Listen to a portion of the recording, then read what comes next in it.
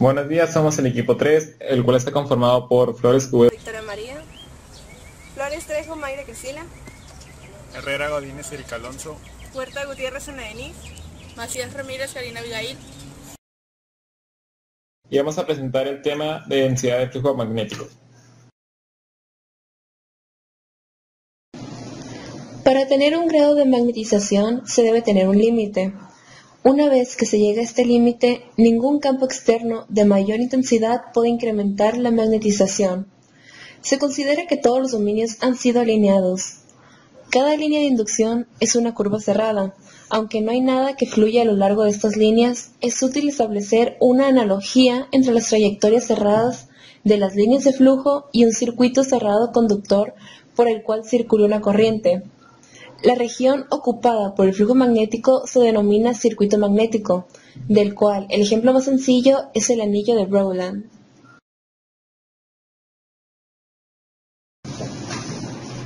Se ha visto que las líneas de flujo magnético son más para un solenoide con núcleo de hierro que para un solenoide en aire.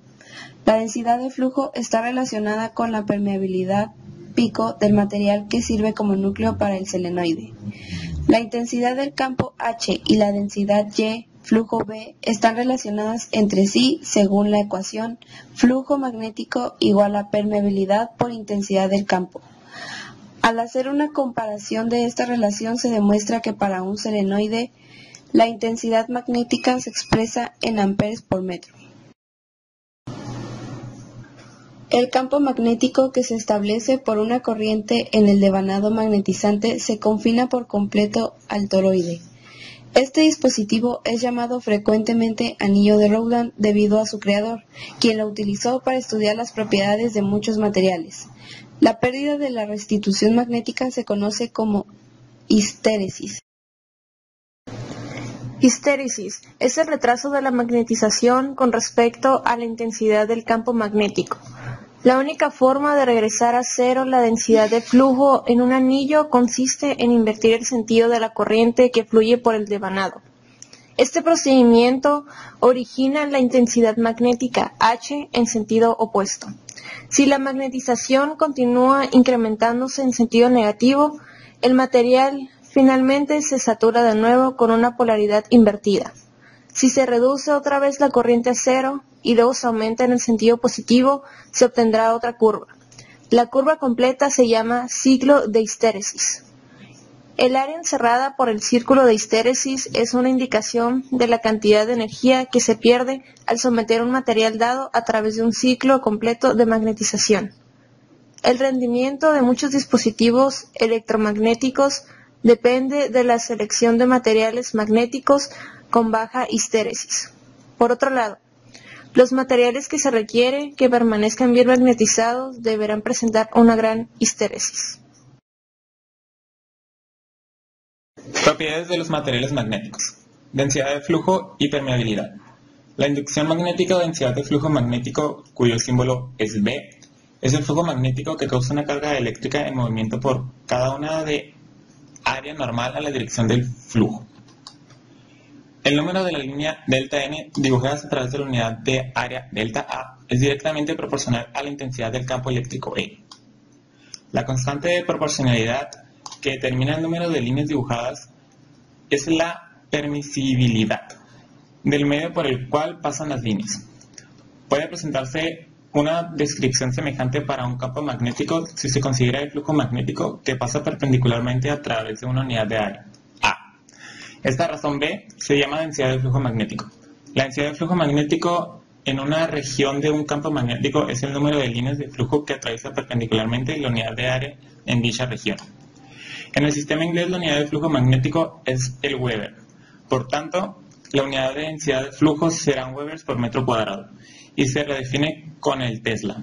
Una unidad antigua que aún se usa es el Gauss. La densidad de flujo magnético es una región de un campo magnético. Es el número de líneas de flujo que pasan a través de una unidad de área perpendicular en esta región. Esta se encuentra a la par con el campo eléctrico. El flujo eléctrico a través de un pequeño elemento de la superficie es igual al área multiplicada por la componente del campo eléctrico perpendicular a él. El flujo total es la suma o integral de todo el flujo a través de la superficie. El flujo a través de cualquier superficie cerrada es igual a una constante multiplicada por la carga en su interior. A veces se presenta por Q partido por epsilon sub 0. Recibe el nombre de ley de Gauss.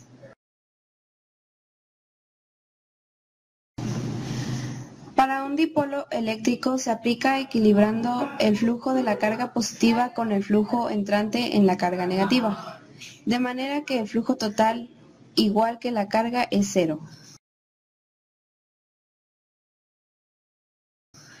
El flujo magnético se define exactamente de la misma manera.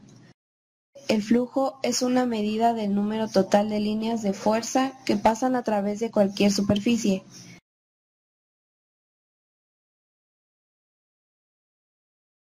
Como todos los imanes son dipolo, el flujo magnético total a través de cualquier superficie cerrada es siempre cero. El flujo saliente desde los polos norte está siempre compensado por el flujo entrante de los polos sur. Esta es la ley de Gauss para el magnetismo. Ejemplo. Cálculo del flujo magnético en una esfera rectangular. Una esfera rectangular de 19 centímetros de ancho y 20 centímetros de largo forma un ángulo de 30 grados con respecto al flujo magnético. Si la densidad del flujo es 0.3 teslas, calcules el flujo magnético que penetra en la esfera. Solución. El área efectiva que el flujo penetra en aquella componente del área perpendicular al flujo. Así pues, de la ecuación siguiente se obtiene la densidad del flujo en cualquier punto de un campo magnético se ve muy afectada por la naturaleza del medio o por la naturaleza de algún material que se coloque entre el polo y el objeto. Por esta razón, conviene definir un nuevo vector del campo magnético. La intensidad del campo magnético H, que no depende de la naturaleza del medio. En cualquier caso, el número de líneas establecidas por unidad de área es directamente proporcional a la intensidad del campo magnético H. Puede escribirse de la siguiente manera, donde la constante de proporcionalidad es la permeabilidad del medio a través de la cual pasan las líneas de flujo. La ecuación anterior es análoga a la ecuación para campos eléctricos. Así pues, la permeabilidad de un medio puede definirse como la medida de la capacidad para establecer líneas de flujo magnético. Cuanto más grande sea la permeabilidad del medio, mayor será el número de líneas de flujo que pasarán por la unidad de área. La permeabilidad del espacio libre o vacío se denota mediante permeabilidad sub 0. Los materiales magnéticos se clasifican conforme a sus permeabilidades comparadas con la del espacio vacío. La razón de la permeabilidad de un material con la correspondiente para el vacío se llama permeabilidad relativa y está expresada por la permeabilidad relativa es igual a la permeabilidad de la sustancia entre la permeabilidad del vacío. Materiales con una permeabilidad relativa ligeramente menor que la última tienen la propiedad de poder ser repelidos débilmente por un imán potente. Este tipo de materiales se denominan diamagnéticos y la propiedad correspondiente diamagnetismo. Por otro lado, a los materiales que presentan una permeabilidad ligeramente mayor que la del vacío se denominan paramagnéticos. Dichos materiales son atraídos débilmente por un imán poderoso. Pocos materiales como el hierro, cobalto, níquel, acero y aleaciones de estos elementos prestan permeabilidades extremadamente altas, comprendidas desde pocos cientos a miles de veces las del vacío. Esos materiales son atraídos fuertemente por un imán y se dice que son ferromagnéticos. A continuación le vamos a mostrar algunos experimentos de lo que es la densidad del flujo magnético en la vida cotidiana. A continuación presentaremos un experimento acerca de líneas de flujo magnético. Tenemos una hoja blanca, limadura de hierro y un imán con ambos polos que es norte y sur. Ahora posicionamos el imán debajo de la hoja.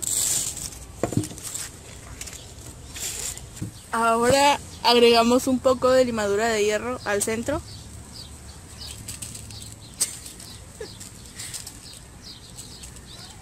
Y podemos observar cómo las líneas de flujo aparecen alrededor del imán.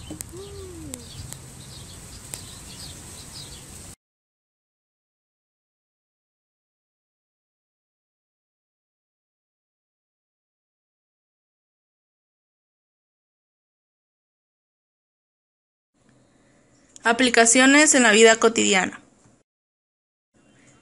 Nuestro refrigerador utiliza una tira magnética en su puerta.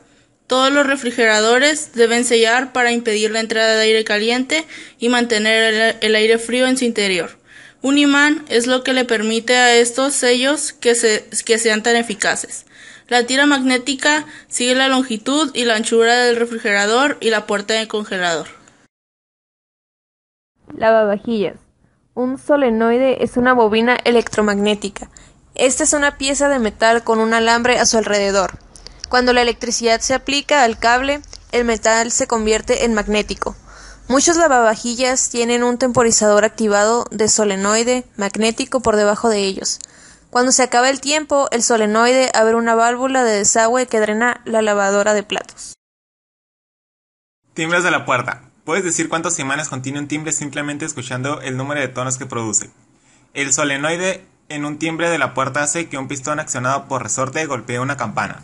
Esto ocurre 2 veces, porque después de que suelte el botón el imán pasa por debajo del pistón de nuevo haciéndolo que lo golpee. Aquí es donde viene el sonido de ding dong. Los timbres que tienen más de un tono tienen más de una campana, pistón e imán. Aplicaciones en la ciencia. Este fenómeno se presenta en la ciencia, por ejemplo, en la producción de electricidad mediante los fenómenos de inducción magnética en conjunto con la electricidad. Por ejemplo, el transformador funciona por inducción magnética. Dicho transformador consta de 2 bobinas de alambre, una de menores espiras que la otra. Dichas bobinas no están conectadas entre sí.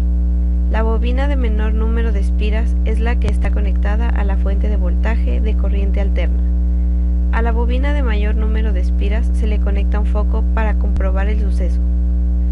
Cuando la bobina de menor número de espiras circula una corriente, se observa que el foco en la segunda bobina se enciende. Aunque no esté conectado a ninguna fuente, ello se debe a que al circular corriente alterna por la primera bobina genera un campo magnético cuya intensidad varía constantemente de valor, debido al cambio de la corriente en cada alternancia. Al final, la ciencia hace uso de estos fenómenos para lograr un beneficio a la sociedad en la vida cotidiana.